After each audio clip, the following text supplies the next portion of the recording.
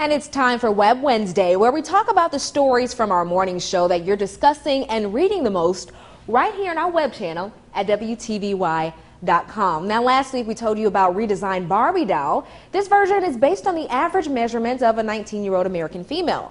The story received several comments on our Facebook page, like this one from Pamela Bracken, that said, quote, Barbie has always been a doll. I don't think they should change anything. If they want a more realistic doll, then someone should come up with one and leave Barbie alone, unquote. And Rick Townley adds, if they are going to change Barbie, then it's high time they did something about Raggedy Ann too.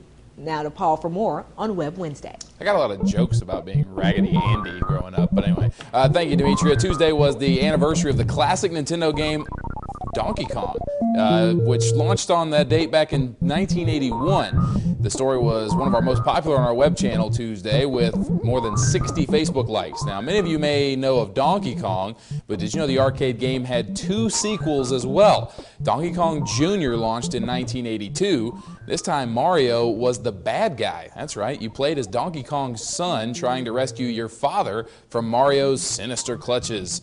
Donkey Kong 3 was launched a year after Junior, and this is what some consider the black sheep of the arcade trilogy. You play as Stanley the Bugman in this one, trying to keep the big ape from damaging your flowers. Now back to Demetria as Web Wednesday continues. You ever had a problem with gorillas on your flowers, Dee? All the time. All the time. Well, just in time for the Independence Day holiday last week, the Statue of Liberty in New York City, it reopened. Well, this comes after being closed for several months after damage from post-tropical cyclone Sandy. Now, before that, it had only been open one day before the storm hit following its remodel. Now, on our Facebook page, Sherry Baxter says she has visited the iconic landmark and commented, "It is amazing. Everyone should experience Lady Liberty." Paul?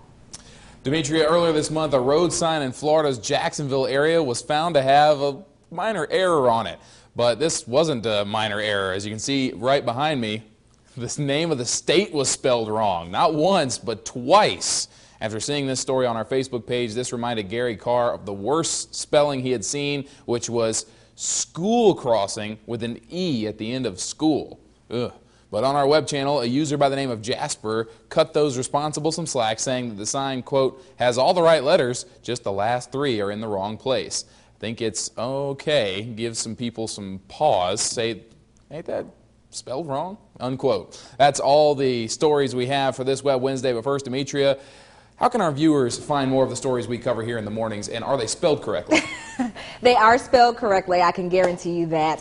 But here's how. If you want to enjoy the morning show 24/7, even in the evenings, all you have to do is go to our web channel, WTVY.com, that you see right behind me.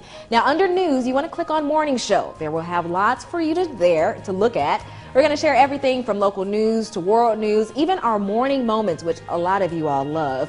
So all you have to do is just go over to WTVY.com, click on news again, and click on morning show. And with that, we'll be right back.